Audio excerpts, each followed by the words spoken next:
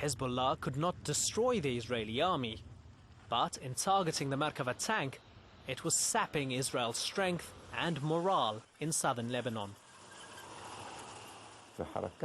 With respect to resistance movements, they can never defeat their enemies, but they can exhaust them. All the major powers must realize that no matter how sophisticated their technology may become, the human factor can still defeat them. Fighting on their own soil, the Hezbollah guerrillas possessed a sense of purpose, which some analysts feel Israel lacked. When the Israeli soldier is defending Israel itself, he has a motivation, because he is defending his land. But when he goes to fight in Lebanon, Sinai, the Golan, he is an invader, and therefore doesn't have the same motivation. Israeli troops on the ground didn't really believe in the project. There was no great sort of sense of mission or moral duty. This was, in a sense, a punishment operation. Right now, I think that some Israelis are not sure what is the aim, why we are fighting for. Such uncertainty about Israel's aims is casting doubt on the very basics of Israeli military doctrine and the continued use of the Merkava. Drawing lessons from the 2006 war in Lebanon, Israel is revising its military tactics. Its version of blitzkrieg has become outdated in today's battlefield. Israeli soldiers are today training for warfare that will rely less on tanks and more on infantry. These exercises are conducted on terrain similar to that of southern Lebanon. Other environments are also simulated. This is a mock Arab town, specially constructed by the Israeli army for military exercises. These soldiers are practicing street fighting. The setting is similar to that of towns in Gaza, the West Bank and Lebanon. After more than 3 decades of research, investment and development, the Merkava project is now at a crossroads. There's been a debate in Israel over the last few years about whether we should continue to manufacture the Merkava or not. We spend a lot of money on the Merkava, and Israel is a small country. Military analysts estimate that $6.5 billion has been spent on the development and continued upgrading of the Merkava tank since the 1970s. Yuri Milstein is one of the critics of the philosophy behind the Merkava tank. He believes such spending is an unjustified extravagance. The United States offered to sell us their Abrams tank, but the Minister of Defense and Israel Tal refused this offer. They chose instead to continue investing in the Merkava project.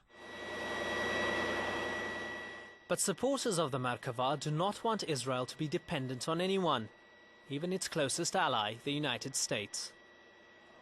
These supporters argue that the Merkava remains an essential part of Israel's military arsenal.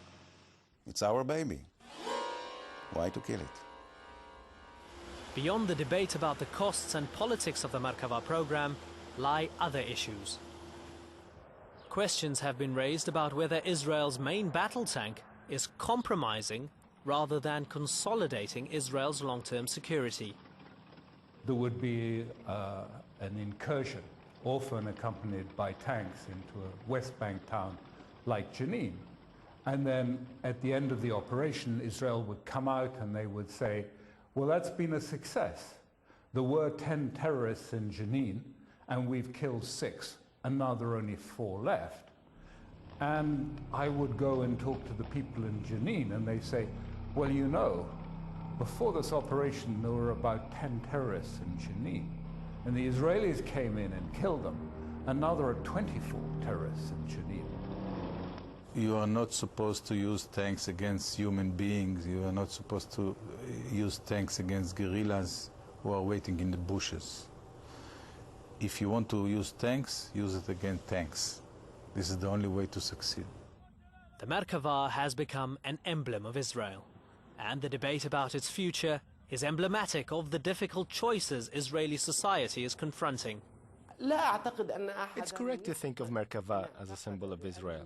Israel as a country wanted to model itself on the Merkava, to be strong on the outside and have a population living in comfort on the inside. And like the Merkava, to be ruthless and accurate in its ability to destroy its enemies. The tank, like the wall the Israelis are building around the West Bank, epitomizes Israel's attempt to ensure its own security. The danger is that the pursuit of military domination and secure isolation is ultimately unattainable, and may in fact preclude any chance of achieving peace. There is another critique of the Merkava, if I can put it that way, which is really about using military machinery to achieve what one might hope would be done through conciliation or discussion or negotiation or diplomacy. The energy that had been put into developing this piece of military technology had been used, even a fraction of it, to sort of think about other ways of, doing conciliation. It would be helpful. One Israeli who knows all about the need for reconciliation is Arilova Eliav.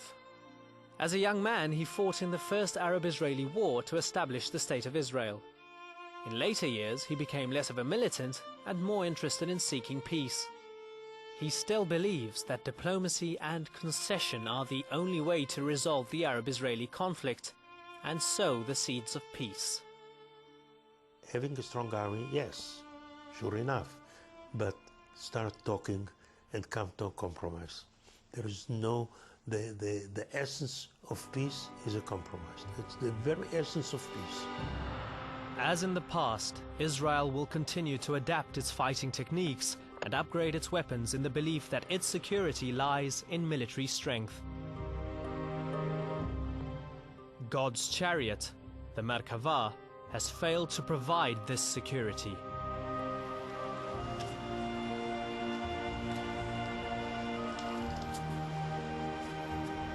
The question is whether any weapon or fighting technique can give the Israeli people the security they crave, or whether there are other ways to secure lasting peace.